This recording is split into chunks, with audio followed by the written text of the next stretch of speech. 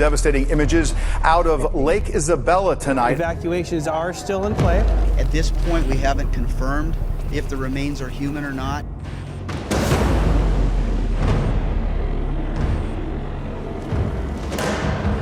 You don't expect to see an entire community destroyed. It was like being in a hurricane of flames. Good evening, I'm Tim Callahan. Thanks for joining us. It was 1 year ago the Erskine wildfire forever changed the Kern River Valley. 2 lives lost, hundreds of homes destroyed, and nearly 50,000 acres of land charred. But what the blaze didn't destroy was the resolve of this community.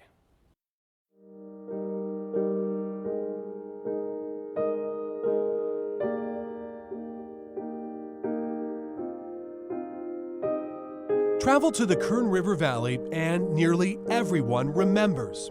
It definitely hit us right in the gut. Chaos, everybody was trying to do what they could. The day etched in history. There's the store manager. A lot of panic. The neighbor who sensed something wasn't right. And could see it going over the mountains behind us. And the firefighter who raced into harm's way after getting the call. Everybody here did everything they possibly could. Witnesses to the most destructive wildfire in Kern County history, remembering the day the Erskine wildfire tore through their backyard. The river's back here. Wayne Cresson, who lives in Kernville, had just visited the Kern River Archers that morning, the same location where investigators later determined that blaze began. It was just blowing out of control. Cresson, who was a member of the club, recalls strong winds that day. Hours later, he looked down the valley to a large plume of smoke. Got up on some bluffs down by my house and looked down the valley, just crazy. Around the same time, Kern County Fire Captain Glenn Mackey was driving back from vacation. We saw that it was starting to burn houses, and so I started to pick up my pace a little bit, trying to get home. Captain Mackey rushing into town, getting into a fire engine and onto the front lines, fighting back the flames for 36 hours straight. You know, the fire had burned past there, but it was coming back around into Yankee Canyon, and so we were there most of the night with some pretty intense fire behavior. Saved some houses there, and then we were down by the lake shore when the fire jumped the road down there, worked on that. As the Erskine fire burned, residents retreated to Kernville. I was actually here, when it started. Hundreds of residents heading to Sierra Gateway Market, where Tom Register was there to help. It was awesome, See everyone come together. and just seeing people come together to help each other. You don't see that in the big city. And it's that sense of community that is helping the Kern River Valley heal. From the destruction, hope found with what flows through this community. The water here in Kernville, having the water this year has definitely helped the economy, lots of recreation. So we've had a lot more people up here. With the Kern River at its highest level in years, tourism and the promise for a stronger economy helps residents put the Erskine fire in the past. So now the river's back and Kind of lifted people up. Things are popping, everybody's got a different step to it. Looking forward to the future and made stronger together. From as devastating as it was to where we are now, it's just, there's no words to say, that how God has touched this valley. And in the months following the Erskine wildfire, the rebuilding process began. Residents picking up the pieces amid all the devastation. 23 ABC's Alicia Patillo spoke to several residents who began their trek toward normalcy. Fire department, what's the address of the emergency? Well, I'm at 4009 Helen Way, and our mountain in front of our house is on fire, and there we can see the flames. Hey there, it's Kern County. We're breaking a fire in the IA. Okay. It's going to be Erskine Creek Road at Apollo Way.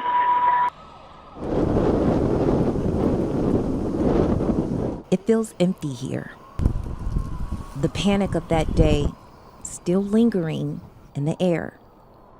You have to look hard to find a miracle here. But I promise you, there's more than one life rising from the ashes. This is the actual town of South Lake. Amanda Gregg still calls South Lake home. She moved here when she was just 6 years old. How was your childhood up here? Amazing. So amazing, Amanda didn't leave. She stayed. She wanted the same childhood she had for her son, Gavin. Hi, you are so excited. The miracle of laughter, this miracle of life. This was about 8 months ago. Amanda was 6 months pregnant with Gavin. It started off as a great day, a nice, happy day. I had my best friend and my sister-in-law came over. We were actually planning his baby shower all day long. That is until contractions prompted Amanda to check into the hospital. Before she could leave, though, a hint of what was to come. She sent a picture of a little fire burning in Isabella. She's like, hey, there's a small fire in here. And I said, oh, okay, well, they'll get it out. No big deal. I left 25-30 minutes after that, and the fire was already in Mount Mesa, which is the next town over from South Lake. EPC 72 is on scene. We have about 2 acres. You want to take a left here on a paintbrush and see what's down here at the end? Justin Powers is the leader of the Kern Long-Term Recovery Group, an organization working to rebuild. Fire spread. You were explaining, Justin. So it actually came from that direction. You can actually see the communication towers up there on the hill. Wait. Let's go back to June 23rd, 2016. The Erskine Fire was the worst Kern County has ever seen. Fire officials saying it was the fastest moving fire in state history. A fire moving as fast as the wind can push. The fire started at the Kern Archery. Arson investigators saying a faulty power line was to blame. This rendering shows us just how fast the fire swept through entire neighborhoods, destroying nearly 300 homes. But it wasn't just the ones who lost their homes that were devastated. Those who still had everything were left empty as well. Kind of a survivor's remorse. Robert Gamble calls it a miracle. The fire skipped past his home, but took out his neighbors. There was something else involved for us to make it and them not to. I don't know what it was. I don't know. Because it took everything here. Still, the question of guilt lingers. Where are the people? I don't know. Many moved away because so many homes burned. I believe we will be able to rebuild and get these families back into homes and be able to bring them to a place of recovery. And I think that hope is contagious. These are what the kids found. This is what's left. Amanda's childhood home burned down to the ground that day. But even she will say a miracle happened that day. Gavin was coming into this world, and so was her new life. This is Amanda's new home, built on the love of family and the generosity of the community. There are different types of miracles.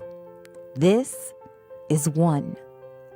Life rising from the ashes.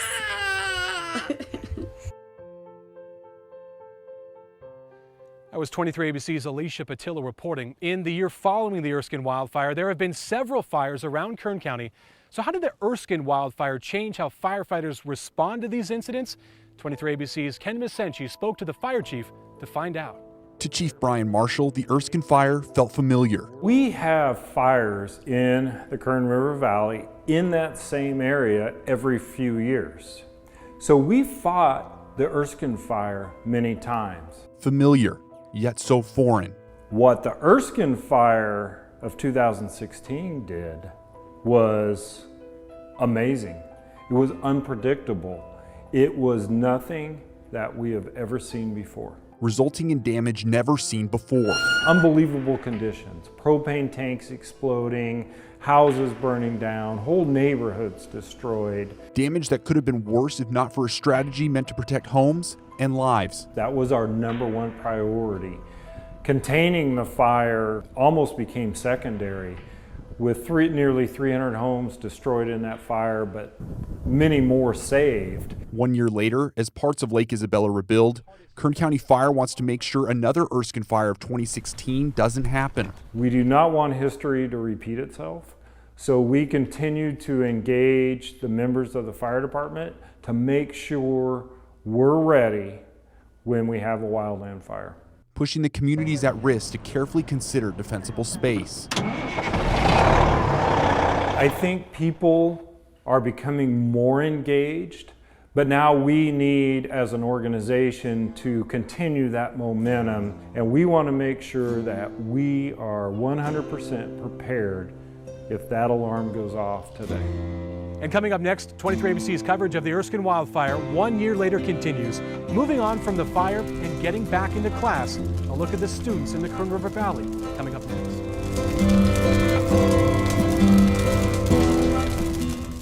And welcome back to 23 ABC's special coverage of the Erskine wildfire 1 year later. It was less than 3 months after that devastating fire that students made their way back to class in the Kern River Valley. And 23 ABC's Brandon Johansson traveled to Kern Valley High School to talk to those students returning to class. When I was in school, I absolutely dreaded the first day because it meant that summer had come to an end. But for many of the students and staff here at Kern Valley, school signifies a return to normalcy, something that is much needed after a summer that took so much away from so many. It's finally here.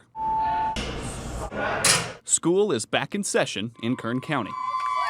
But while most kids are returning from vacationing and summer traditions, many students at Kern Valley High School are returning from something far worse. The entire summer, instead of just being able to hang out with people and just kind of relax, I was at the house and we were sifting through stuff. Lexi is one of the many who lost everything during the devastating Erskine fire. We had to wear like the asbestos masks and everything, and we didn't really get a chance to relax at all. Being back in school actually is a lot better than staying at home all day. Damon and Justin are also just happy to be back in school after each of their homes were destroyed. Just feels a little bit more normal than usual. Since his home was destroyed, Justin's family has been living in Wofford Heights, now giving him an up-close look at the Cedar Fire. Everything just started turning orange again, and so I had to go inside. I couldn't look at it.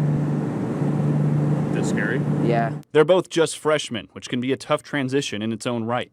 That's why the school's faculty is trying to make everything as easy as possible. Trying to keep them in a place of normalcy, getting them into class, getting their minds thinking on other things. Affected students were even given funds to make sure they were ready for class. Like all the kids lost at home, we each got $400 to spend at Target. So we're doing everything we can that we know of, but I think when we get in there and we get to talk to them, we'll get to know more about how they're feeling and how they're reacting to it since the summer. Many of them just wanting a normal back-to-school routine. Is it just getting back into the swing of things? Yeah, just normal, everything. Not have to be at the house 24/7. And that was Brandon Johansson reporting. It was just a few weeks ago that students graduated here, crossing the stage for the first time since the Erskine wildfire. 23 ABC's Faven Kay was there for the emotional moments. It's been a year full of pain, sorrow, and struggle for graduating senior Lexi Stevens. A lot of families lost everything. I can say I did lose everything, including a car of mine, personal belongings, a little cat that we had. But for Lexi, today is a day of celebration. It's actual reality. Exciting. A day of triumph and perseverance. I knew I would graduate no matter what I had to do to get here. Her family lost their home in the Erskine fire and had to relocate to Southern California, but she stayed behind. I know that I was strong enough that I could be separated and still have a connection with them, no matter what. Living with her grandmother, focusing on her studies while her family has had to rebuild elsewhere hasn't been easy.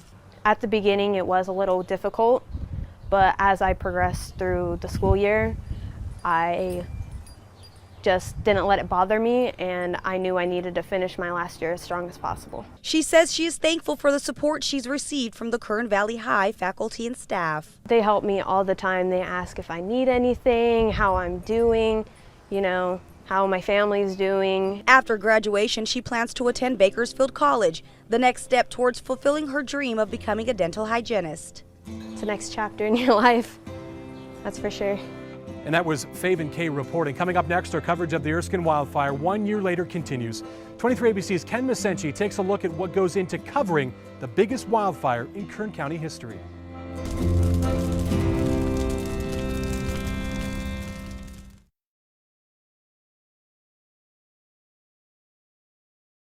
And welcome back to 23 ABC's special coverage of the Erskine wildfire 1 year later. You know, reporters aren't supposed to become the story, but for our team at 23 ABC covering the Erskine wildfire and being part of that history, it was of course hard not to. You, Ken Masenchi, coming through this area the day of the fire, what do you remember about this and specifically heading to Kernville as this fire was going? I just remember the community outreach. So many people coming together to help out those that were affected by this fire, whether they knew that their homes were standing or not. And that community outreach is something I'll never forget. I remember it like it was yesterday, just pulling up, and the first thing I did, I left my camera in the car. I just thought I need to talk to these people and figure out kind of what's going on. I look up and our sports director, Stephen Hicks, is out here, and I thought, oh, this is a big deal if we pull our sports director up here. And I moved down towards this way, and I met this other woman, Jan Ryan. I'll always remember her name. She was just saying, I think my home's still standing because I can still hear my phone ring. Said, okay, can I interview you? Can I talk to you about, you know, how you're feeling at this point? She said, yeah. And right when I hit record, a neighbor came up and said, Jan, your home's gone. And I left it rolling and just kind of let her have her moment. My house is gone. Every house on the street is gone. My house is gone. My house is gone, Jan. My house is gone. My house is gone, Jan.